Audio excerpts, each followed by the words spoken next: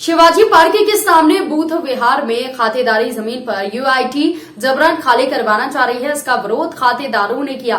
JCB machine को आगे बढ़ने नहीं दिया। खातेदार लोग मरने के लिए तैयार हो गए, लेकिन हमारी जमीन की सफाई अगर करनी है तो हम खुद करेंगे, हमें समय दिया जाए, ऐसी बात उन्होंने कही।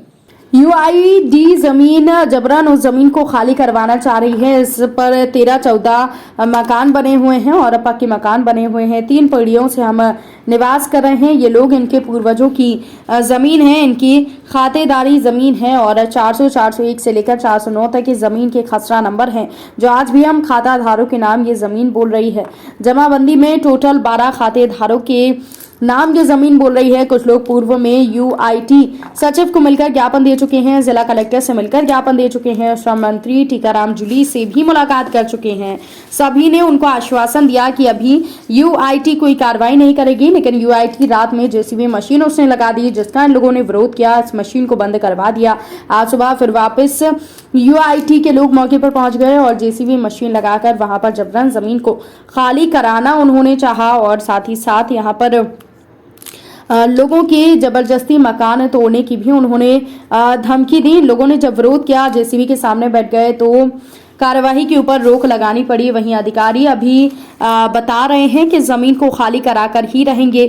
सरकार से इन्हें कोई सहायता नहीं मिल रही है, इस कारण ये काफी ज्यादा परेशान हैं। इस जमीन के खातेदार दप्पू पुत्री राम से तीसरा खातेदार बुद्धा राम पुत्र किशन लाल, साथ ही साथ खातेदार बाबूलाल पुत्र रामदयाल, खातेदार मोती पत्नी राम सिया के साथ ही 8वां खातेदार रामू पुत्र राम सहाय, खातेदार रामजी लाल पुत्र किशन लाल, 10वां खातेदार राम देवी पुत्री सीता। और साथ ही यहाँ पर खातेदार ये पूछे और इनकी सरकार से गुजारिश है कि हमारी ज़मीन को खाली ना करवाया जाए, या तो हमें मुआवजा दे दें और हमारी ज़मीन को हम किसी भी हालत में छोड़ेंगे नहीं। हम मरने के लिए भी तैयार हैं, हम इस ज़मीन के लिए आत्महत्या भी कर लेंगे। बहुत साल पहले हमारी 3 पीढ़ी हो चुकी है, दादान की परदादान की। अब उनके औलाद बढ़िया 200 आदमी कुनबा हो रहा है।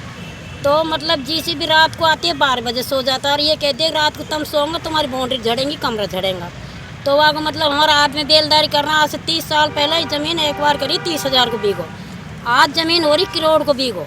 तो हमारे बच्चा के पास ज़मीन कहाँ से खरीदी जाएगी साहब? हमारे बच्चे बेलदारी करता है, ये एक सर्विस नहीं लगा, कोई नहीं, हमारा आदमी लगा। आज के टाइम में 300 रुपये बच्चा लाता है, 200 की सब्जी आ जाती है, 100 को चून आ जाता है, क्या बच रहा है हमको? तो प्लॉट कैसे खरीद? हम सड़क पर रहें कि कहाँ रहें?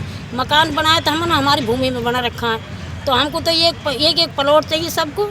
और आज को मुआवजा का पैसा चाहिए 1 करोड़ को बीघो। तो ज़मीन को खूब जमा आराम से ले, कोई परेशानी नहीं हमको। ये चाहता है हम तो सर। कौन सी जगह की बात है? ये जगह यही खड़ा जो ये जगह क्या नाम है? विजय मंदिर रोड पे। आपका नाम क्या है? भगवानी। 200 साल पुरानी ज़मीन है, खातेदारी की ज़मीन है, बाप दादा की, सबको की, आज तक चली आ रही है। और 50 साल से मकान बने हुए हैं, तोड़ने की धमकी दी जा रही है। अब जाएं तो कहाँ जाएं? जेसीबी कब आई थी? जेसीबी करीब 8-10 दिन से पीछे घूम रही है। उसको आ जाते हैं, भगा देते हैं, आ जाते हैं, भगा जाते हैं। सबके पास चले गए, मंत्री के पास, कलेक्टर के पास, बस सब आश्वासन दे देते हैं, कोई नहीं आएगा। फिर आज आ गई। आपका नाम क्या है? सौरभ। हाँ, स्टार्ट। हम यूआईटी के विपक्ष में जूली के पास भी दिया है। ये लेटर लिख के नहीं, कलेक्टर साहब को दिया है, चेयरमैन उसको सेक्रेटरी को भी दिया है, पर हमारी कोई सुनता ही नहीं। उन्होंने कहा कि हम आश्वासन दे रहे हैं कि तुम्हारे पास कोई जेसीबी नहीं आएगी। आज फिर जेसीबी क्यों आई? रात को चलिए, रात को आई तो रात को भगाई हमने, और अब देखे तो अब सुबह सब बच्चे भूखे बैठे हैं।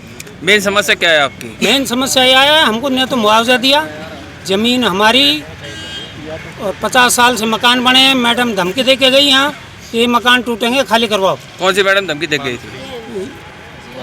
यूआईटी की मैडम, नाम तो मैं नहीं जानता। आपका नाम क्या है? मेरा नाम मदन लाल है।